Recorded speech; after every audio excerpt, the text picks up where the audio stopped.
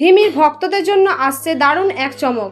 জান্নাতুল সুমাইয়া হিমির নতুন নাটকে কিছু দৃশ্য সামনে আসতেই শুরু হয়েছে তুমুল আলোচনা।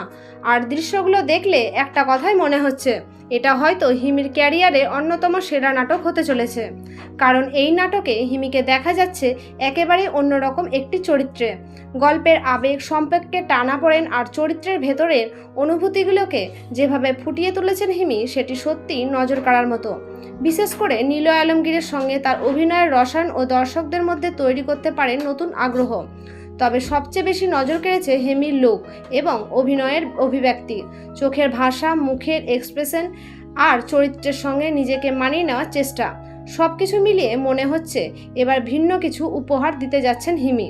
সামনে আসা দৃশ্যগুলো যদি গল্পের ইঙ্গিত হয়, তাহলে এই নাটকটি মুক্তির পর দর্শকদের মধ্যে বেশ ভালো সাড়া ফেলতে পারে।